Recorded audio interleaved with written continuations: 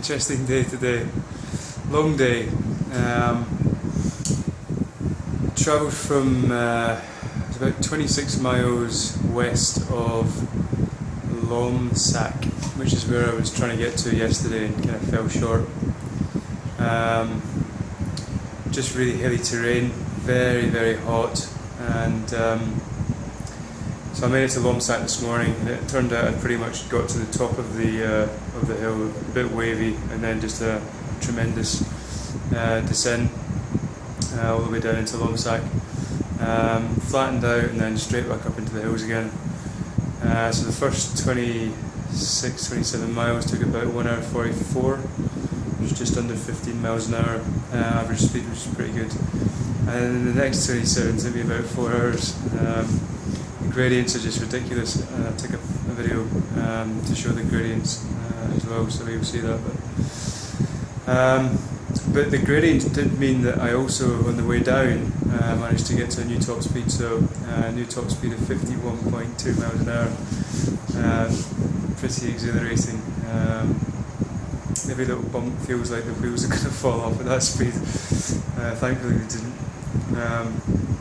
But it does give some indication as to how steep and how long the hills are, but also how good the surface is. That's one thing that's very good here in Thailand. The roads are fantastic. So after that, I stopped at a little village and just tried to refuel. Really, it had been about 40 miles since I'd had lunch. I think because I was going through Nam Now National Park. I don't think they can obviously, just put up places to eat and stuff, willy-nilly. I think it's pretty much a protected area, so until I got out of the park, there was nowhere to eat. And then I stopped at this little village, and this lady made me some food, usual sort of thing, with noodles and a kind of a broth with various different types of meat, chicken balls. No chickens had balls. And I asked her when I got there, is there anywhere nearby I could stay, and she sort of pointed down the road and said, we worked out 2 kilometres.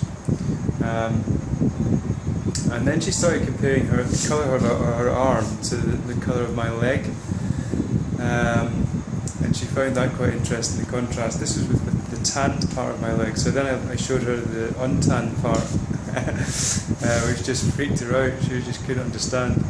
And then I showed her that my body was the same colour as the untanned leg, and she called her mum over, and they were both having a look at me, and I sort of pointed to the sun to say it's the sun that changes. She was struggling with the contrast, and she kind of worked that out. I think it was little imaginary thought bubbles. I think the lights came on. And then she disappears off and comes back, covering herself in talcum powder. She's like, what on earth? And then she tells me that I can stay at her place. I was sort of sitting there eating away, and she went and got a melon and shared that with me, and started cracking open sugar canes, which she'd previously stuffed with sort of purple sticky rice. Crack them open, and then you just eat the rice out of the cane, which is quite nice. So I was quite happy there, just eating, and I was kind of relaxed on the basis that down the road I'd be able to find somewhere to eat, sleep rather.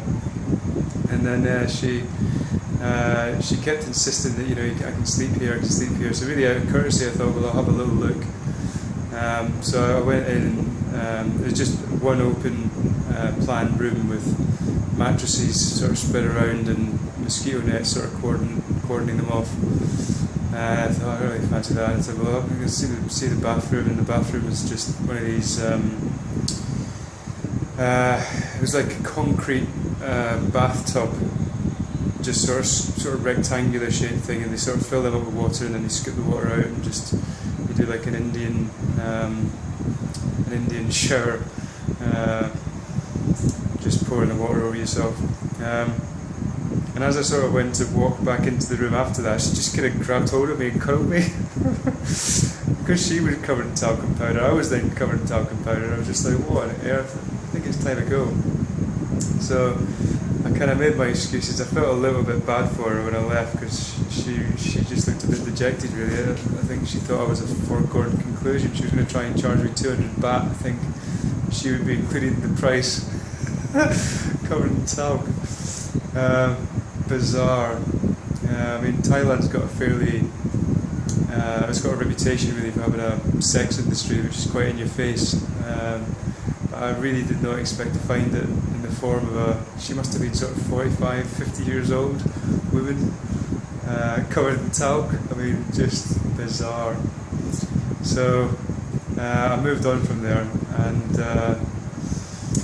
it was about another nearly 30 miles, so in the total in the end it was 95 miles that I travelled today. So I'm now in a place called Chunhai.